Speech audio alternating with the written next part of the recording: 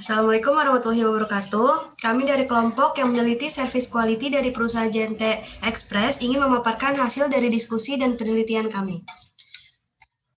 Yang pertama ada profile company. JNT adalah perusahaan ekspres yang berbasis perkembangan sistem IT. JNT menggabungkan pasar ekspres antar kota, domestik, internasional, dan juga bisnis e-komersial. Pendiri JNT Express adalah mantan CEO Oppo Indonesia, Mr. Jet Li, serta pendiri Oppo Internasional, Mr. Tony Chen. Pada awalnya, JNT akan berfokus ke pasar ekspres Indonesia dan tentunya perlahan memperluas sampai negara Asia Tenggara. JNT menggunakan Easy Life sebagai slogan perusahaan. Nilai inti JNT adalah integritas, berbagi layanan, dan tanggung jawab. Dengan mengejar kesempurnaan, JNT menciptakan perusahaan ekspres berbasis teknologi internet yang menonjol di Asia Tenggara. JNT Express telah mengalami peningkatan bisnis yang pesat di Indonesia dalam beberapa tahun terakhir dan telah menjadi perusahaan parcel terbesar keempat dan unicorn ke-8 di Indonesia. JNT Express memiliki visi dan misi. Visi mereka adalah mengedepankan orientasi kepada customer, sharing, service, responsibility, dan berorientasi pada hasil. Lalu misi mereka yang pertama adalah secara signifikan mewujudkan layanan ekspres yang lebih praktis dan efisien untuk segala bisnis online. Lalu yang kedua adalah secara efektif mendorong perkembangan bisnis mitra JNT untuk menjadi lebih besar dan lebih kuat. JNT juga memiliki tagline yaitu ekspresikan bisnis dari Anda atau express your online business. Lalu selanjutnya, JNT Express menggunakan sistem sentralisasi untuk pendistribusian dan penerimaan paket. Sistem ini dikenal dengan nama drop point. Dengan sistem satu konter satu kurir, JNT Express pun mampu menjangkau seluruh wilayah Indonesia tanpa melalui perantara. Artinya, JNT memang berkomitmen langsung menyapa para konsumen dan memberikan rasa aman bagi pengirim dan penerima paket. Selanjutnya, untuk sistem pelacakan JNT Express ini lebih detail bila dibandingkan dengan jasa kurir yang lain. Mereka menawarkan sistem pelacakan yang diberi nama real-time tracking system. Selanjutnya, ada tinjauan pustaka. Baiklah, selanjutnya untuk landasan teorinya. Yang pertama itu kita menggunakan teori pemasaran jasa. Pemasaran jasa merupakan suatu kegiatan untuk menawarkan layanan jasa dari salah satu pihak ke pihak lainnya. Secara prinsip, pemasaran jasa berprinsip intangible dan tidak menyebabkan perpindahan kepemilikan apapun. Selain itu juga, pemasaran jasa dapat dijadikan sebagai penghubung antara perusahaan dan konsumennya. Teori ini dikemukakan oleh Yasid pada tahun 2008. Selanjutnya, yang kedua itu kepuasan pelanggan. Kepuasan pelanggan adalah perasaan senang atau kecewa seorang yang berasal dari perbandingan antara kesannya terhadap suatu produk atau jasa. Teori ini dikemukakan oleh Kotler tahun 1997. Kepuasan pelanggan juga menurut Willy tahun 1997 mendefinisikan bahwa kepuasan pelanggan sebagai suatu tanggapan emosional atas evaluasi terhadap pengalaman mengkonsumsi suatu produk atau jasa. Selanjutnya itu kita ada kualitas layanan.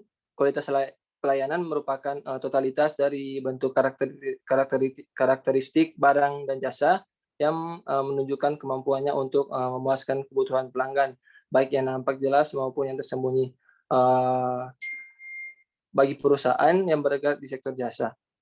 Selanjutnya kita ada teori mengenai dimensi serve-qual. Menurut para suraman Said Mail dan Berry tahun 1950 ada 5 dimensi serve-qual, yakni pertama ada tangible atau bentuk fisik, yaitu kemampuan suatu perusahaan dalam menunjukkan eksistensinya pada pihak eksternal. Yang kedua reliability atau keandalan, yaitu kemampuan perusahaan untuk memberikan pelayanan sesuai yang dijanjikan. Yang ketiga ada responsiveness atau ketanggapan, yaitu suatu kemampuan untuk membantu dan memberikan pelayanan yang tepat. Yang keempat ada assurance atau jaminan dan kepastian, yaitu pengetahuan, kesopan santunan, dan kemampuan para pegawai perusahaan untuk menumbuhkan rasa kepercayaan terhadap pelanggan. Yang selanjutnya ada empati, yaitu memberikan perhatian yang tulus dan bersifat individual atau pribadi yang diberikan kepada pelanggan. Menurut mereka juga, reliability secara konsisten merupakan dimensi yang paling kritis. Kemudian untuk tingkat kedua ada assurance, yang ketiga ada tangible, yang keempat responsiveness, dan yang terakhir ada empati. Next. Selanjutnya ada metode perhitungan SERVQUAL. Metode SERVQUAL merupakan metode yang digunakan untuk pengukuran kualitas layanan dari atribut masing-masing dimensi sehingga akan diperoleh nilai gap atau kesenjangan yang merupakan selisih antara persepsi konsumen terhadap layanan yang diterima dengan harapan yang akan diterima. Beberapa pendapat para ahli tentang konsep SERVQUAL tersebut diantaranya yaitu Christopher Lovelock dengan bukunya Product Plus yang berjudul How Product Plus Service sama dengan Competitive Advantage yang menyatakan bahwa suatu gagasan yang sangat menarik yaitu tentang bagaimana suatu produk bila ditambah dengan pelayanan akan menghasilkan suatu kekuatan yang dapat memberikan manfaat bagi perusahaan dalam mendapatkan profit. Lalu yang kedua itu ada Lovelock yang menggambarkan titik rawan dalam pelayanan ke dalam diagram kelompok sebuah bunga yang terdiri dari information, konsultasi, order taking, hospitality, caretaking, expansion, billing, dan payment. Lalu ada perspektif SERVQUAL yaitu terdiri dari dua, internal dan eksternal, di mana eksternalnya itu digunakan untuk memahami apa yang diharapkan konsumen, dirasakan konsumen, dan kepuasan konsumen.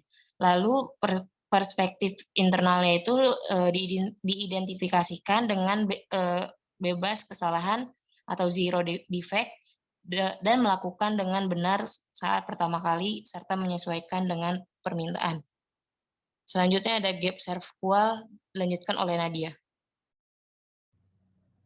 Gap SERVQUAL terdapat 5 gap yang terangkum dalam SERVQUAL, yaitu gap pertama, yaitu kesenjangan antara harapan konsumen dengan persepsi manajemen. Gap kedua, yaitu kesenjangan antara persepsi manajemen terhadap harapan konsumen dan spesifikasi kualitas jasa. Gap ketiga, yaitu kesenjangan antara spesifikasi kualitas jasa dengan penyampaian jasa. Gap keempat, yaitu kesenjangan antara penyampaian jasa dengan komunikasi eksternal. Dan yang gap kelima, yaitu kesenjangan antara harapan konsumen dengan persepsi konsumen. Selanjutnya ada langkah-langkah pengukuran dimensi, di mana terdapat ada 5 langkah dalam mengukur dimensi SERVQUAL. Yang pertama yaitu menentukan variabel dan dimensi yang akan diukur. Variabelnya ada 2, yaitu variabel independen dan dependen, di mana pada variabel independen terdapat 5X, yaitu tangible sebagai X1, reliability sebagai X2, responsiveness sebagai X3, assurance sebagai X4, dan empathy sebagai X5. Kemudian variabel dependennya atau Y-nya yaitu kepuasan pelanggan JNT di Jabodetabek. Yang kedua yaitu membuat dan menyebarkan kuesioner. Membuat kuesioner dilakukan dengan mengacu pada variabel-variabel independen dan dimensi yang sudah ditentukan.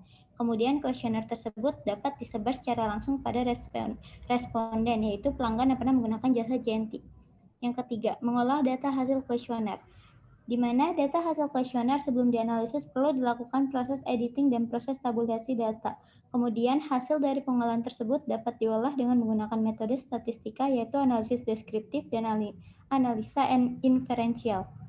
Yang keempat yaitu menganalisis data hasil pengolahan kuesioner, yaitu hasil analisis dari pengolahan kuesioner tersebut merupakan target yang dijadikan tujuan pencapaian tingkat kualitas pada jasa. Hasilnya ini dinyatakan dalam nilai numerik yang dapat mencerminkan tingkat kepentingan variabel dan dimensi pada customer satisfaction performance. Penetapan besaran nilai hasil didasarkan pada kesenjangan antara kepuasan harapan konsumen dengan kepuasan diterima saat menggunakan jasa. Apabila nilai kesenjangan negatif, berarti kepuasan yang diterima konsumen lebih rendah dari yang diharapkan. Next. Baik, pada bab 4 ini saya akan menjelaskan yang pertama SERVQUAL instrument, yang dimana di sini terdapat 2 variabel, yaitu ekspektasi dan persepsi. Nah, dalam dua variabel ini terdapat 5 indikator, yaitu tangible, kemudian reliability, responsiveness, assurance, dan empathy. Dan masing-masing indikator ini terdapat 4 pertanyaan yang disebar melalui kuesioner, dan kemudian hasilnya kami hitung dan kami jumlahkan, kalkulasikan. Kemudian dijumlahkan dengan cara mengurangi skor persepsi dikurangi dengan ekspektasi, yaitu gap score. Kemudian kami jumlahkan lagi untuk menjadi rata-rata per indikator. Dan masing-masing rata-rata per indikator yaitu di rata-rata tangibles yaitu min 5,75 dan reliability 9,75,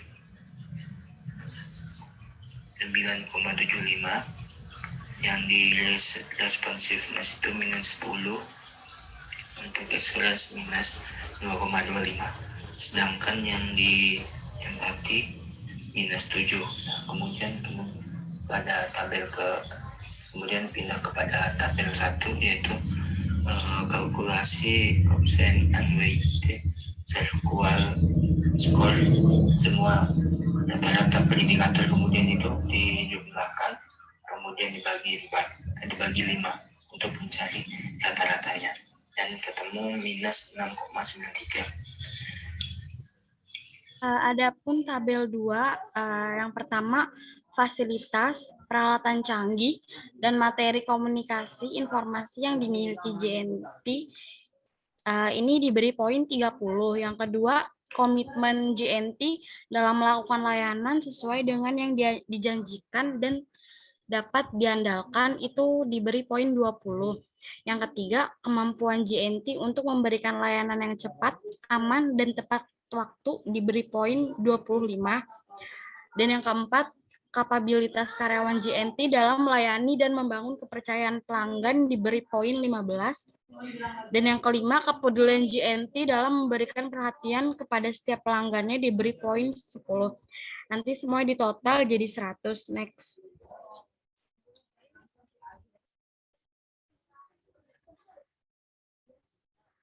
ServQual weighted score, di mana skor dari tabel 1 dikali important weight dari tabel 2, lalu total dari weighted score dibagi menjadi 5 dengan total minus 144,25. Dari hasil analisis data yang sudah diolah dengan tujuan pencapaian tingkat pada kualitas jasa berdasarkan nilai kesenjangan antara kepuasan harapan konsumen pada kepuasan yang diterima pada saat menggunakan jasa. Data tersebut menunjukkan bahwa nilai kesenjangan yang negatif terdapat kepuasan konsumen yang diterima lebih rendah daripada harapan konsumen. Next.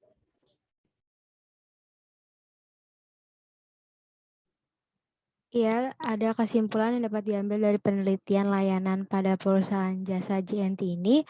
Dengan menggunakan metode ServQual, terdapat ketidakpuasan yang dirasakan oleh konsumen pada performa kerja JNT.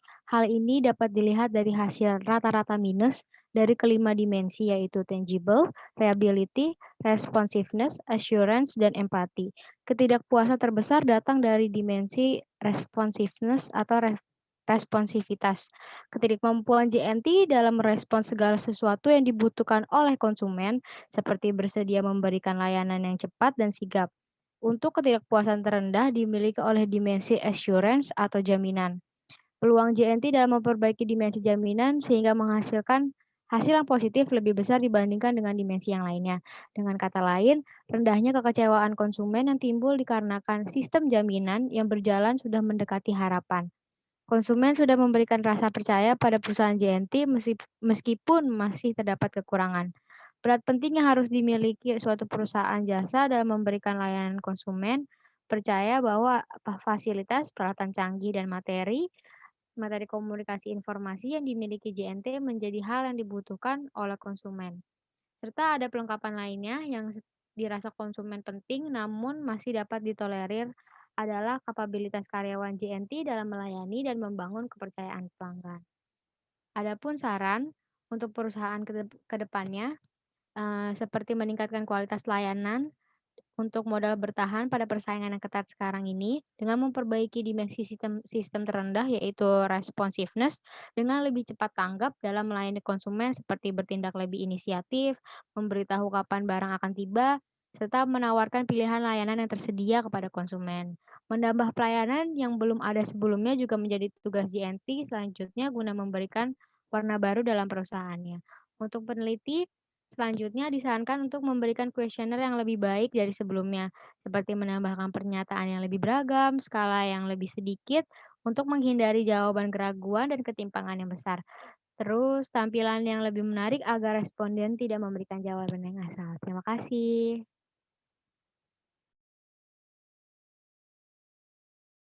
Sekian presentasi dari kelompok kami, kurang lebihnya mohon maaf. Wassalamualaikum warahmatullahi wabarakatuh.